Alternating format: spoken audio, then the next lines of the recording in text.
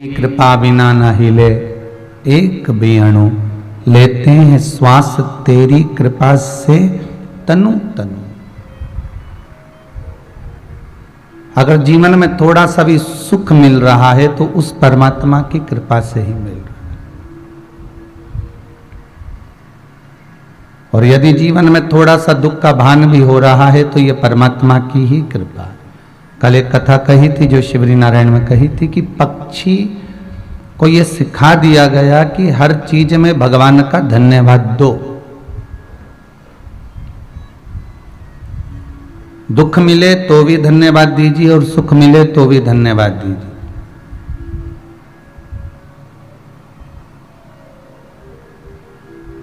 भगवान के चरणारविंद का रसतत्व ग्रहण करने का जो सुख है, भगवान के चरणों का जो रसतत्व है वो हमारे जीवन को आनंदित करे। अगर दुख भी मिला तो हम भगवान को धन्यवाद दें कि आपने जो दिया वो श्रेष्ठ दिया। और मान लो अगर सुख भी दिया तो उसमें भी हम धन्यवाद दें कि आप जो हमें दे रहे हैं ये आपकी कृपा है। समस्या बहुत बड़ी है, मान लो दुख बहुत बड़ा है, समस्या बहुत बड़ी है, तो भी हमें हारना नहीं है।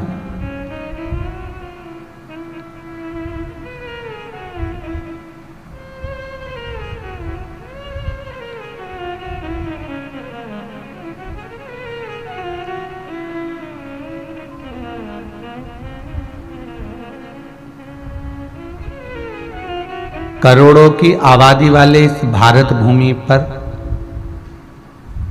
जब कोरोना महामारी का कहर छाया, पर इस भारत की भूमि के प्रधानमंत्री जी श्री नरेंद्र जी मोदी जी को भी साधुवाद देंगे कि उन्होंने ऑनलाइन आकर, सबके सामने आकर आपकी हिम्मत को बांधा।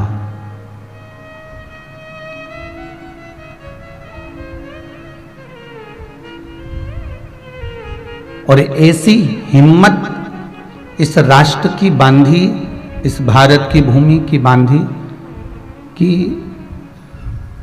वैक्सीन का निर्माण भी अगर हुआ, अगर औषधि भी निर्मित हुई तो यही भारत की भूमि से हुई और पूरे विश्व में उसका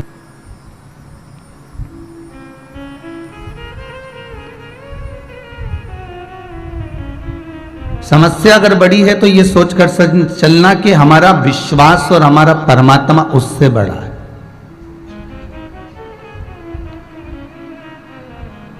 फिर वही वाली बात आ गई जो पहले कही थी, ऐसा कोई व्यक्ति नहीं जिसको समस्या नहीं, और ऐसी कोई समस्या नहीं जिसका कोई हल नहीं।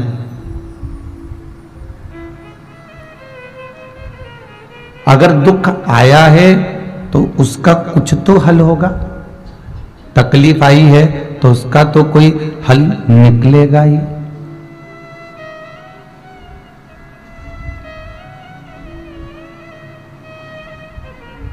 आज एक माता जी मिल रही थी, जब हम भोजन भंडारे कक्ष को देखने गए थे तो कह रही थी, गुरुजी कैंसर हो गया था, अब बाबा ने अच्छा रख दिया है। अब कुछ भी नहीं है, और दूसरी रिपोर्ट की जांच भी कराई तो उसमें कुछ नहीं निकला। अर्थात आपका विश्वास तो है ना भगवान पर, और अगर उस परमात्मा पर भरोसा है, उस परमात्मा पर विश्वास है तो बाल मां का नहीं हो सकता। समस्या मान लो बहुत बड़ी भी है, बहुत बड़ा दुख भी सामने खड़ा हो गया तो तुम तैयारी रखना कि उस भोलेनाथ के आगे टिकने वाला नहीं है, उस विश्वनाथ के आगे टिकेगा नहीं। आपका जो व्हील पावर है वो मजबूत होना चाहिए। दुख आता ही क्यों है? दुख आने का कारण क्या है? किस लिए आया? दुख आता ही इसलिए है कि आप संभलो।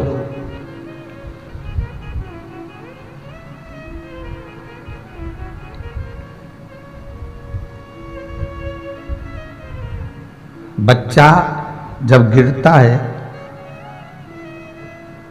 तो माता जानती है कि अगर थोड़ा सा गिरेगा तो चलना भी सीखेगा।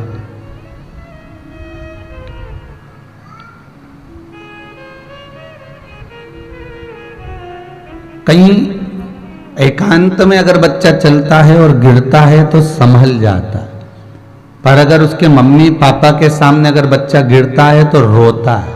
क्यों? क्योंकि मेरे मम्मी पापा मुझे उठाएं और हृदय से लगाएं। ये मेरे माँ बाप, ये मेरे माता पिता मुझे हृदय से लगाएं, इसलिए बच्चा रोता। अकेले में गिर जाता तो उठ जाता, झाड़ झुड़ के नहीं उठ जाए, फिर उसको कोई दिक्कत नहीं।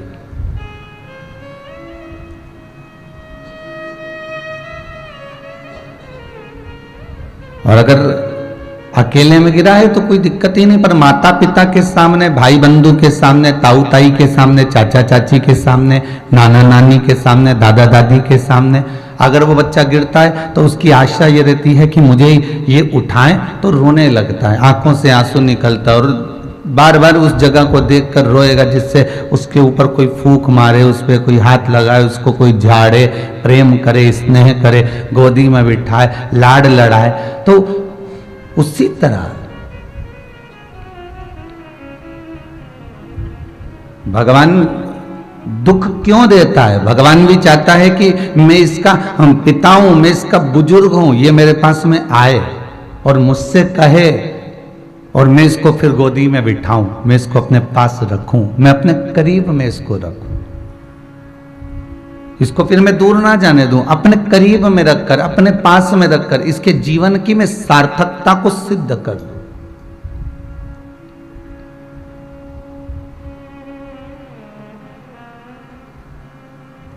खाली दाल को उकार लो, उसमें नमक मत डालना, ना मिर्ची डालना, ना उसमें बघार लगाना, केवल दाल उबली हुई बिना नमक मिर्ची की, ना हल्दी, ना कुछ भी नहीं, मिर्ची नहीं, नमक नहीं, पुदीना नहीं, हरा धना नहीं, कुछ भी नहीं, बस उकाली और तुम उसको रोटी खा लो। और रोटी में भी कुछ नहीं होना चाहिए, नमक नहीं, कुछ भी नहीं, बस ऐसे खा लो। अच्छी लगेगी क्या? नहीं, स्वाद नहीं आएगा। दाल में, एक भगोना दाल में इतना सा बघार स्वाद ला देता है। कितना सा बघार? इतना सा बघार स्वाद ला देता है। उसी तरह हमारे बचपन, जवानी, अधेड़ी और बुढ़ापा, ये संपूर्ण जीवन के समय में मात्र 3 घंटे की शिव महापुराण आनंद ला देती है। मात्र 2-2.5 घंटे की ये शंकर की कथा हमारे जीवन को सार्थक बना देती है। जीवन में स्वाद लाने का अगर कोई काम कर सकता है, इस जीवन को स्वादिष्ट अगर बना सकता है, तो वो शंकर ही बना सकता।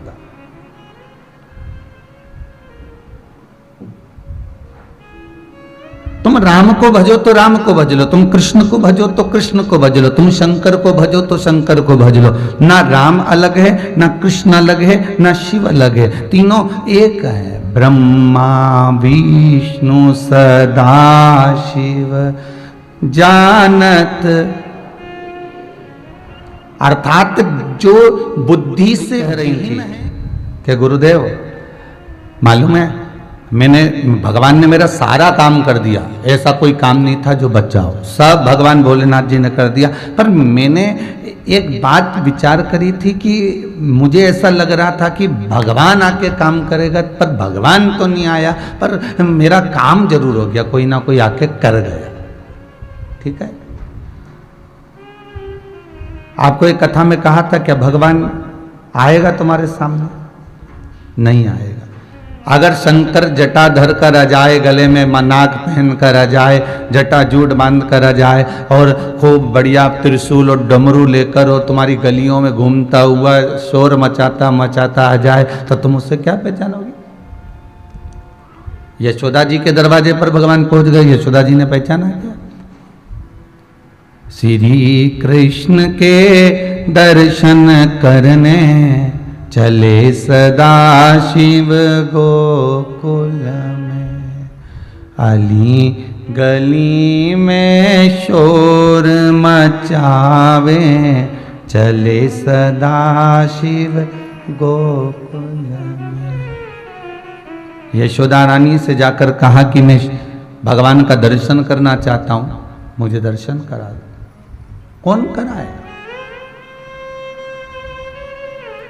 जटा बंधी हुई है, गले में सांप पड़ा हुआ है, भस्मी रमी हुई है, ऐसे को कोई अपना पुत्र दे सकता है? नहीं।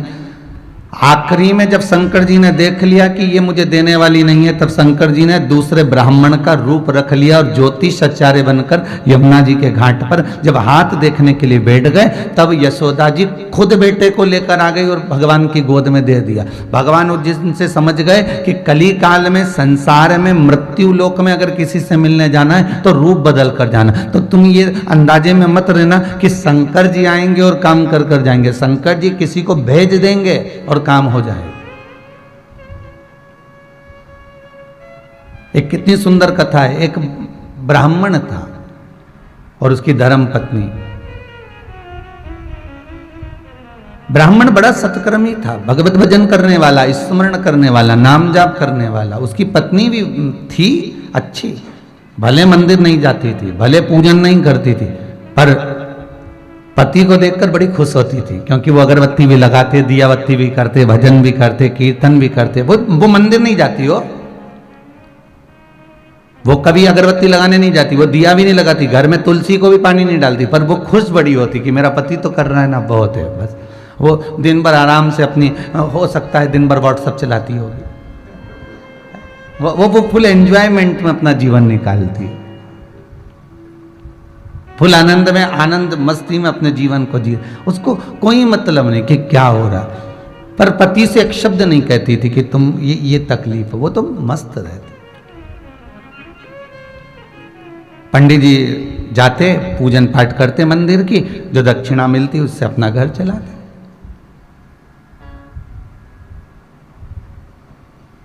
अब कोई शिवरात्रि का समय आ गया, और शिवरात्रि का जब समय आया तो शिवरात्रि के पहले 2-3 महीने पहले से मंदिर में भीड़ कम आने लगी। लोग आते नहीं, दर्शन नहीं करते, दक्षिणा नहीं मिलती, बड़ी परेशानी हो गई। पत्नी रोज पूछती, कुछ मिला नहीं। अब दुख हुआ, अब क्लेश हुआ, भूखे मरने की नौबत आ गई। कोई दूसरा काम कर लो, हो गई महादेव की पूजा बहुत। अब पंडित गिरी नहीं रखी, कुछ भी कमाना वमाना नहीं है, अब ये कोई रखा है क्या?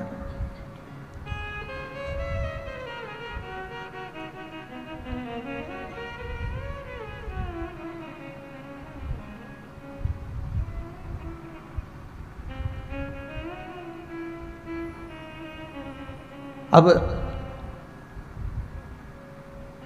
दुख है। कह तो दिया पत्नी ने कि अभी पंडिताई छोड़ दो और कोई नौकरी वोकरी कर लो, कोई जॉब मॉब कर लो।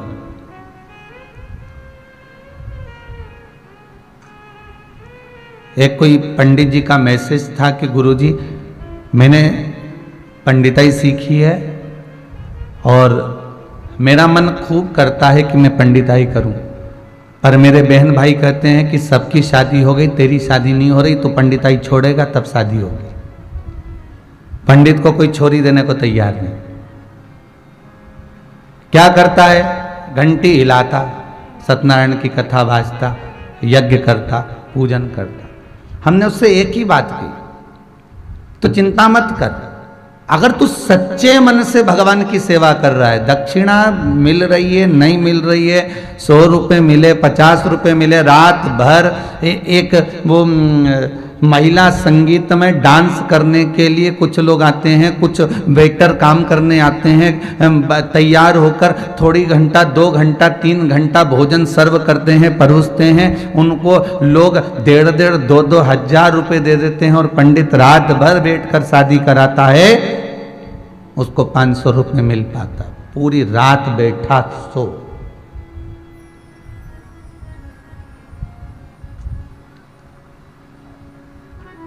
तू भगवान के भरोसे पर पूजन पाठ बंद नहीं करना अपन को। दुनिया के लोग बहुत टांग खींचेंगे, कहेंगे इसमें कुछ नहीं रखा, पंडित कर्मे में क्या रखा हुआ है, क्या कमाई होगी, क्या करोगे, कैसे करोगे। पर एक ब्राह्मण ही है जो इस धर्म को, संस्कृति को, सभ्यता को बढ़ा सकता।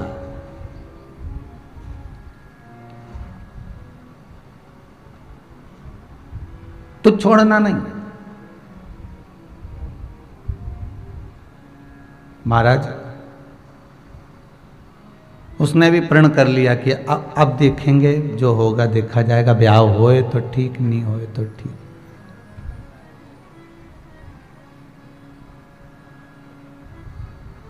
बाबा जब कृपा करो तो हारना नहीं। धर्म पत्नी कह रही है अपने पति से कि तुम अब ये पंडिताई वंडिताई छोड़ दो और तुम जल्दी से कोई कमा के लाओ तो थोड़ा बहुत घर भर का गुजारा चले, भूखे मरने की नौबत आ गई। 3 महीने से कुछ नहीं लाए हो, बड़े आफत में फंसे हुए हैं। शिवरात्रि का समय आ गया, भगवान देवाधिदेव महादेव माता पार्वती के साथ भ्रमण के लिए निकले, शाम का समय था, ये मंदिर जा रहा था। आज शिवरात्रि है, शिव जी निकल कर जा रहे थे तो माता पार्वती ने कहा, ये आपका भगत हमेशा शिवरात्रि पे बड़ा खुश दिखता था, ये पहली शिवरात्रि ऐसी आई है जो इसके चेहरे पर खुशी नहीं है।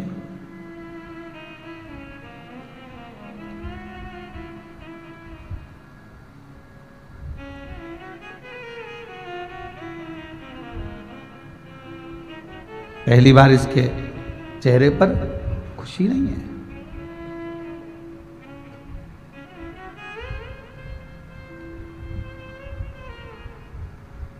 पार्वती जी कह रही हैं कि पूछो तो सर आखिर बात क्या है।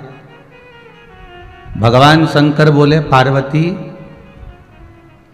जीवन सुख का चलते चलते अगर जिंदगी में थोड़ा सा दुख आ भी जाए तो समझ लेना यह पूर्व के कर्म का भोग अब भोगने का क्रम चालू हुआ है। सुख के दिन मालूम नहीं पड़ते और दुख के दिन कटते नहीं हैं। भले दुख 4 साल का, 3 साल का, 2 साल का, 1.5 साल का हो, पर उसको काटना बड़ा कठिन पड़ जाता है, बहुत कठिन।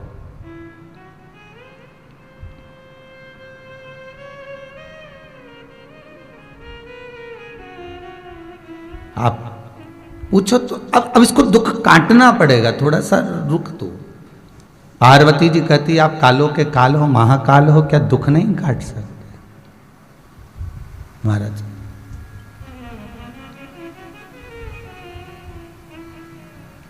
आप तो सर्वस्व हो, सब कुछ कर सकते हो, फिर दिक्कत क्या है? महाराज, मेरा भोला उज्जैन को काल, गौरा मैया महाकाली,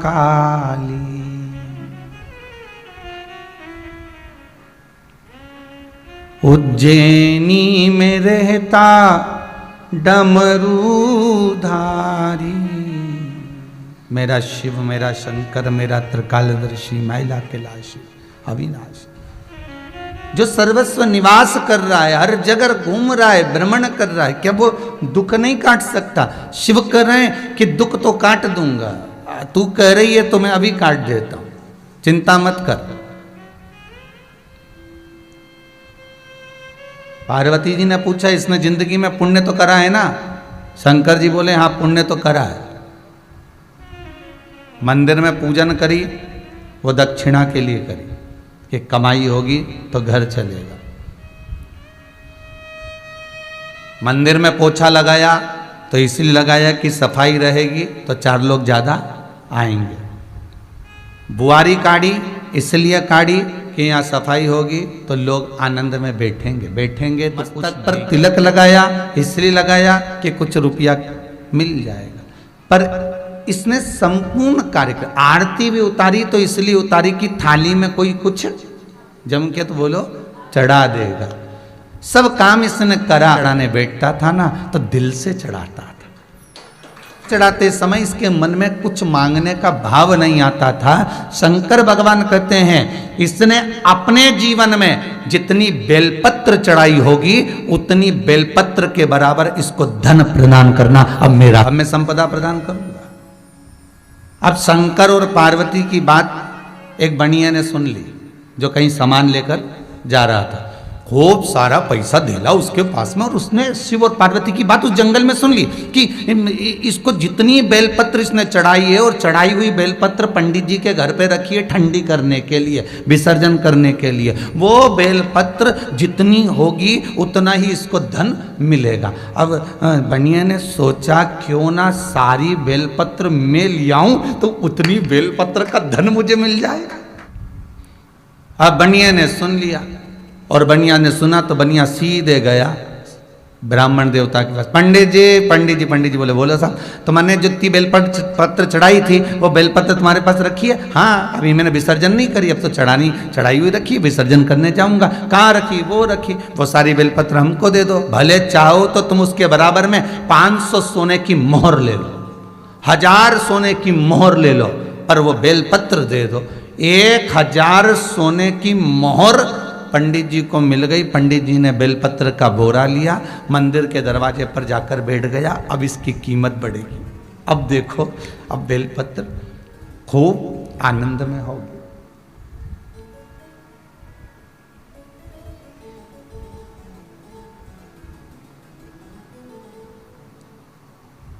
पार्वती जी ने कहा बेलपत्र का पुण्य मिलना था पंडित को, थोड़ा सा धन ले लिया परिवार को पालने के लिए, बाकी का सब छोड़ दिया उसने।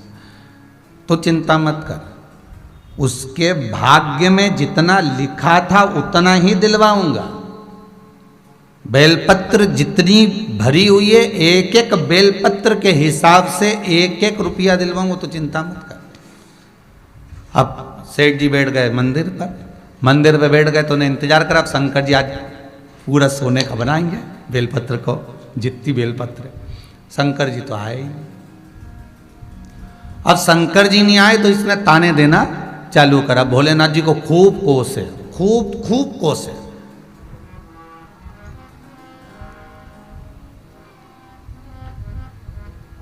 ये दुनिया की रीत है,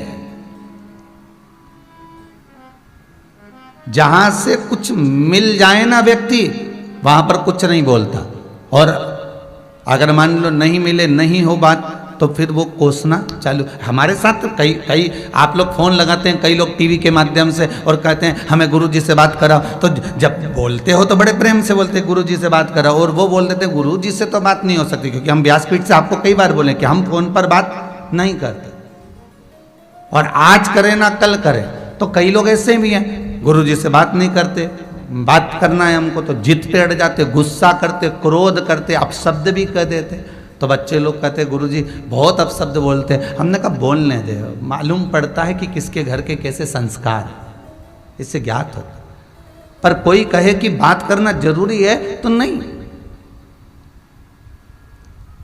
हमारे गुरुजी एक कथा सुनाते थे, उस कथा को हमने अपनी जिंदगी में उतार कर रखा। हमारे गुरुजी कहते थे कि महाराज जी प्रवचन देने बैठे तो एक स्त्री अपने पुत्र को लेकर आई, और पुत्र को लेकर कथा में बैठ गई। पुत्र को लेकर जब कथा में बैठी तो वो जो नारी थी, वो जो स्त्री थी, वो गुरुजी से कथा होने के बाद कहती थी कि मुझे तुमसे अकेले में मिलना, और गुरुजी से मिलते नहीं थे। वो रोज कहती गुरु से नहीं मिलते। हमारे गुरुजी की कथा है, गुरुजी वर्णन करते थे, श्री विठलेश राय काका जी महाराज, जिनके नाम पर विठलेश सेवा समिति बनी। गुरुजी नहीं मिलते उससे। उसके बेटे को क्रोध आ गया, गुरुजी जाने लगे तो उनका हाथ पकड़कर बोला कि मेरी माता तुमसे मिलना चाहती है अकेले में, तो तुम मिलना क्यों नहीं चाहते? और अगर मेरी माता से नहीं मिले तो कल उठकर सभा के बीच में मैं कुछ भी कर सकता हूं।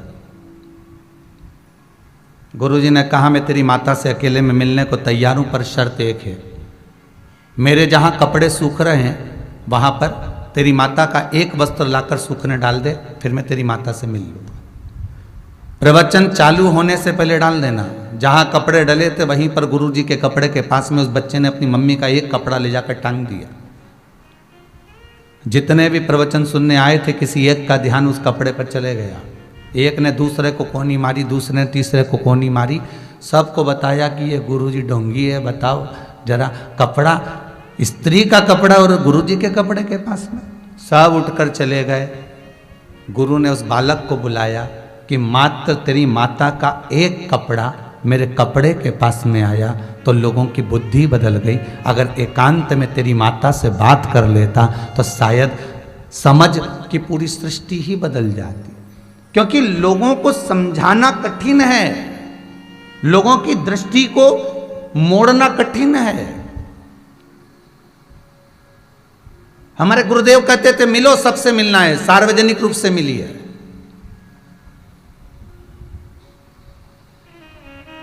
बात करो, मना नहीं है, सार्वजनिक रूप से करिए।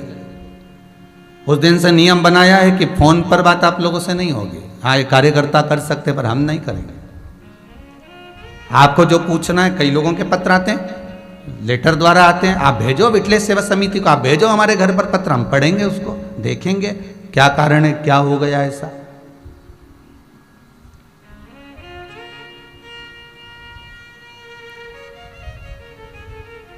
जिनसे बात नहीं करी जाती, और कई लोग ऐसे हैं कि वो विचार करते हैं कि इनसे बात नहीं हो रही तो कुछ भी फिर उसके लिए वर्णन करना कि बताओ अकड़ आ गई, अहंकार आ गया, क्रोध आ गया, ये हो गया, तो आग लगे बस्ती में।